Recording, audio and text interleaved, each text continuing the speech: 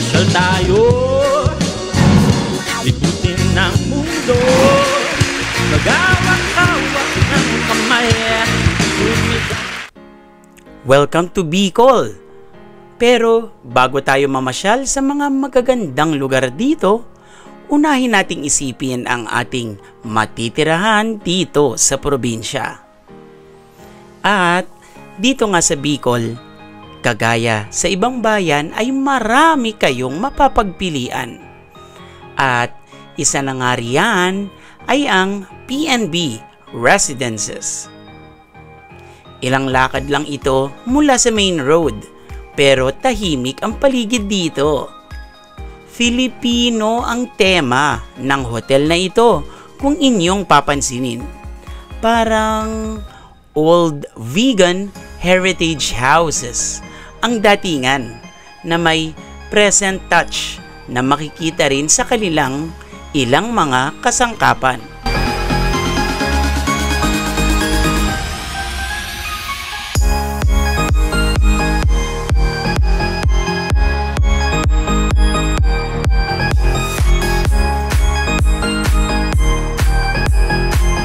Isa sa ipinagmamalaki ko dito ay ang kanyang kalinisan at pagiging maaliwalas tingnan.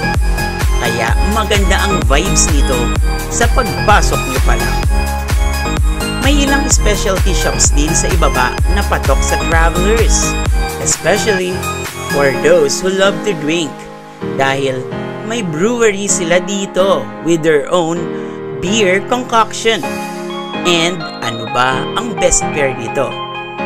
Syempre, ang deli na may sandwiches, cold cuts, and a whole lot more. And if you love adventures, especially diving, say no more dahil may dive shop din dito. Pero hindi yan ang importante in choosing the right hotel to stay in, kundi syempre ang accommodation na ipinakita sa atin ni Eman. At ngayon nandito tayo sa PNB Residences at kasama natin si Eman na maglilipot sa atin sa iba't ibang mga room. Wow, napakalaki. So anong room ulit ito, Eman? Quad room po. Meron siyang 4 single beds. And pwede pa pong mag-additional ng 2 mattress. So bali para maging 6 po yung pwedeng ma-accommodate. So dito sa room, bukod sa beds, ano ang inyong mga amenities na kasama sa binabayaran ng mga customers? Okay, may ano na po kami dito, bottled waters. And yung shower po namin, hot and cold. And air condition na po yung room. Tapos may TV po, which is may cable na po siya, and pwede pong i-connect yung account ng YouTube or Netflix po. Wow! So sige, tara, silipin naman natin yung mga room. So saan naman ang next natin ngayon? Next po nating room is the twin room po.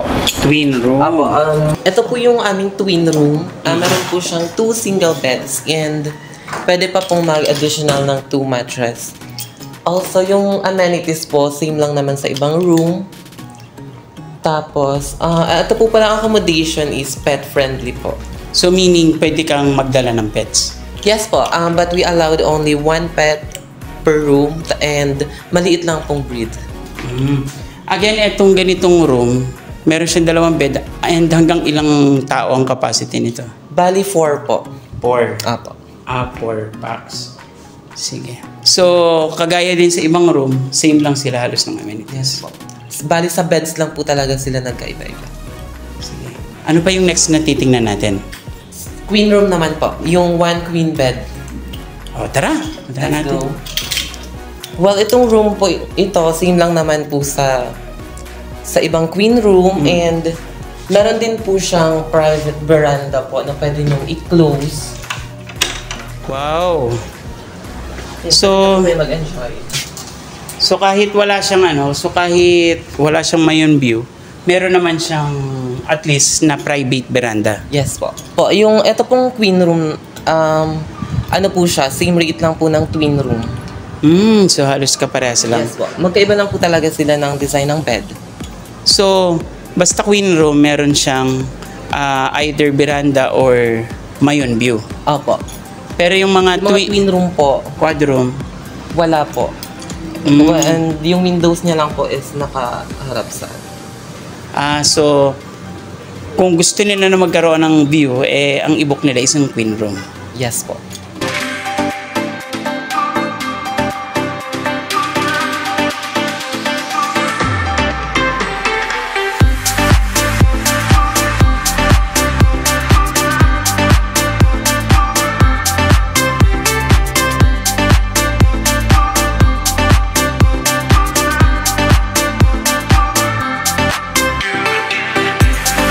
So, ano naman yung last room na ating pupuntahan? Ito po yung queen room with Mayon view po. Mayon view. Wow, sige, silipin natin. Welcome po sa queen room with Mayon view po. So, pala ito po yung room na to is parang, ito po yung pinaka-special sa lahat ng room kasi bukod sa may private veranda ka na po, ito po, meron kang view ng Mayon volcano po. Wow, so ito palang special sa room na ito. So, ito po yung private veranda nyo and na may view ng Mayon. So, ilan ang ganitong room dito? Bali, isa lang po. Isa lang ang merong Mayon view. Yes po. So, ito ay queen room. Ilan ang pwedeng tao dito? Pwede po siya sa couple and pwede po sa single person. And pwede pong mag-extra mattress pa po. Hanggang ilan? Bali, 2 po. 2. Parang napansin ko ang laki naman nitong room na ito. Bali, design po talaga to para sa mga couples or sa mga or sa single ano lang po, person. Wow, napakaganda. So, kompleto lagi ang room ninyo. Merong cable TV, Yes, hot and cold shower, tapos meron ng bottled water. Pero, sa ngayon, meron na ba kayong pre-breakfast? As of now po, wala pa because yung meron po kaming deli sa baba. And as of now, ano po siya, soft opening. So, wala pa po siyang rice meals. Siguro po, before pumasok yung year 2024, baka po, mag-offer na po kami ng breakfast. Pero, sa mga rooms naman po, meron pong menu na 2 pong restaurant na pwede nilang tawagan. Ito po, J2, malapit lang po. So, very accessible lang po siya. Isa din sa unique feature ng place na ito ay ang kanilang water dispenser. Dahil di na ninyo kailangang bumili lagi ng bottled waters. Dahil anytime, pwede kayong mag-refill. And who knows, you might save our planet in eliminating plastic wastes. Bukod sa mga turista, alam nyo ba dahil malapit ito sa ilang mga testing centers at schools, ang PNB Residences din ay best bet ng mga estudyante. We are just across PRC, so that's why we're fully booked. Tomorrow there is an exam in PRC. So those that are taking exams can just walk to the PRC. There's actually a small road across and that goes straight to PRC. We're a 3-minute walk to UST Legazpi. So when you get to the main highway, just turn right, UST Legazpi's there. Maybe a further walk away, 5 to 8 minutes. You get out to the main highway, turn left, there's Mariners, which is another university. So let's say parents are here to visit their children.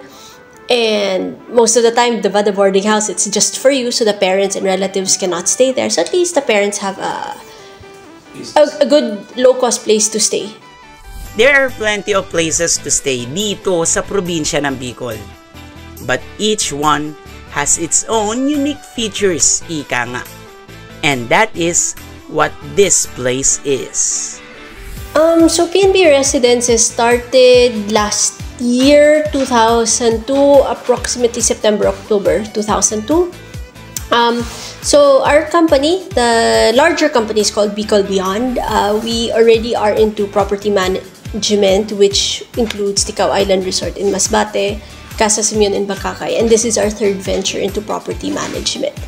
So the idea of PNB Residences was to create a relaxing feel in the center of the city. So if you'll notice, we're just a 50-meter walk. So what's that? 2-minute walk to the main highway. But when you do see the place, it's very calming. It's very relaxing. You feel that you're not in the center of Legazpi City. But then also we were looking, compared to our Ticao Island Resort and Casa Simeon, which are more of our deluxe accommodations and more on tourist class accommodations, we wanted something that is more low cost and transient. Our business goes back to 2002 for the dive shop, which is Fun Dive Asia that started actually in Donsol, and then 2009 we started Bicol Beyond. So when you are in travel, or at least the heart and soul of the company comes from me and my partner Rico Calleja. When you are focused on travel, especially our focus is inbound travel, people visiting Bicol, it becomes innate to you to feature the best of the Philippines, or to make your visitors, whether they are from Legazpi, they're from Manila, or whoever the visitors are, to have a sense of what place you are in. And being in the Philippines, being in Bicol, we always want to give a touch of who we are as a people. We don't, in all the properties that we manage, and maybe in the future properties that we manage, we want to give that heart. You want to give that, you want to present to all your clients, ito ang Pinoy. Diba? We should be able to push our identity as Filipino. That when you go into a hotel, it doesn't have to be a generic look, but you can make people feel what Filipino hospitality is by giving a little touch of something very Filipino.